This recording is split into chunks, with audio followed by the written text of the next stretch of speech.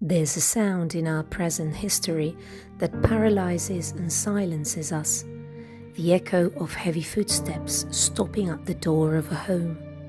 3 soldiers standing before a mother, a husband, or parents to deliver the news that destroys an entire universe.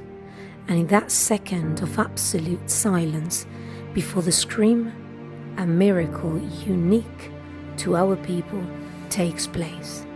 Devastation coexists with supernatural strength. This is bitachon, an absolute trust in the eternal that pushes a broken soul to keep walking, even when the walker cannot understand where such strength comes from. The strength that still keeps us standing through so many scars. But this bridge of resilience did not begin today.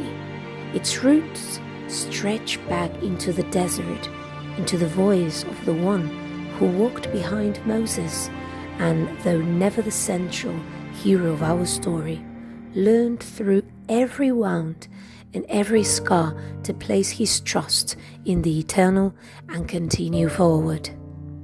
And though his deepest words remain hidden within the sanctity of the creator of life, today we will try to imagine that inner world through Parashat Naso.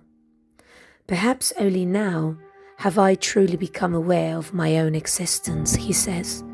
At last, I have received the answer my soul cried for so many times. What is the purpose of my journey in this world?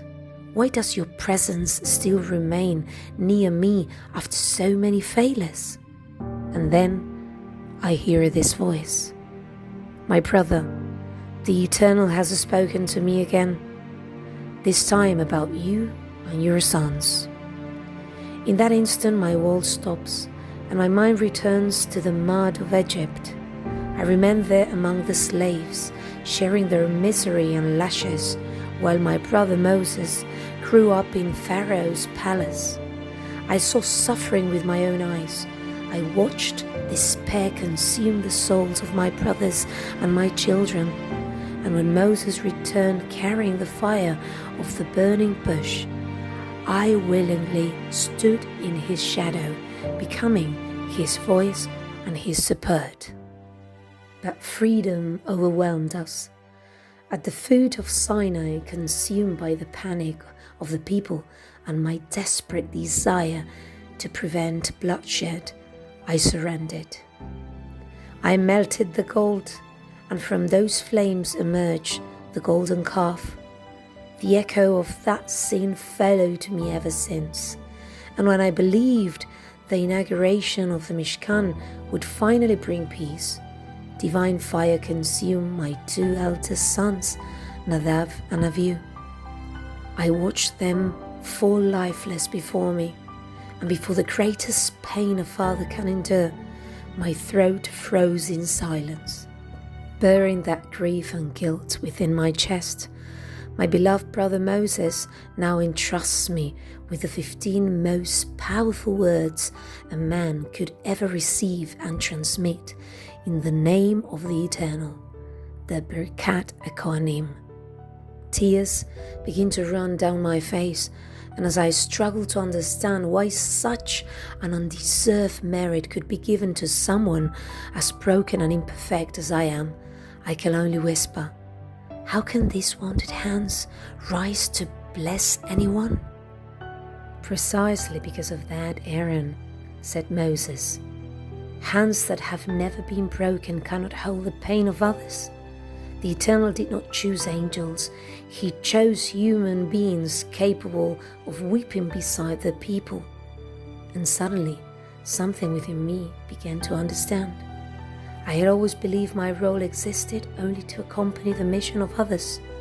I was the older brother, but not the Redeemer. I was the voice, but not the prophecy.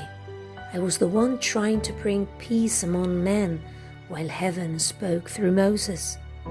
I understood then that Egypt hadn't only taught me suffering, it taught me how to look at another person's pain without turning away. The golden calf left me with an eternal scar, so I would never forget how low fear can drug the human soul, and the death of my beloved Nadav and Avihu shattered forever the illusion that man can control the decrees of heaven. Because only those who truly know human fragility can bless with real compassion. And in that moment I understood that the Birkat HaKohanim is not merely a blessing, it is the reconstruction of the human soul. Yevarechecha Hashem v'yishmerecha. May the Eternal bless you and protect you. Now I understand that this first blessing answers the deepest question of human existence. What do we do with everything life gives us? There are successes that empty the soul, dreams that pull us away from purpose, and achievements that turn man into a slave of himself. Perhaps no one understood this more than I did. That is why the blessing begins with V'yishmerecha. May the Eternal protect not only what He gives you, but who you remain while receiving it. Yare Hashem panav elecha v'chuneka. May the Eternal illuminate His face toward you and grant your grace.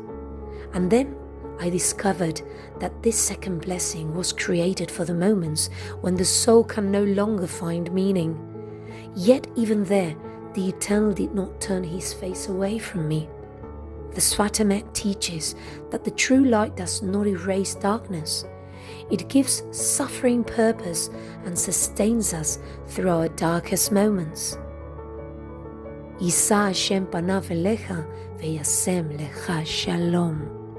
May the Eternal lift His face toward you and grant you peace. And finally my eyes saw where my entire life had been leading. Shalom. Not as the absence of pain, but as the ability to keep carrying the soul even when everything inside it seems shattered. Then I understood why my hands needed to rise. Because the hands of a Cohen are not hands of perfection. They are hands that have known fear, guilt, loss, silence. And precisely because they were broken, they learned how to hold others. Perhaps that is why the Birkat HaKohanim ends with the word peace. Because the Eternal's final desire is not to find perfect people, but to rebuild broken ones. And perhaps within this lies the eternal secret of Israel.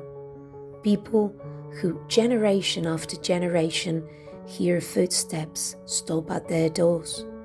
People who bury their children, wipe away their tears, and still raise their hands to bless.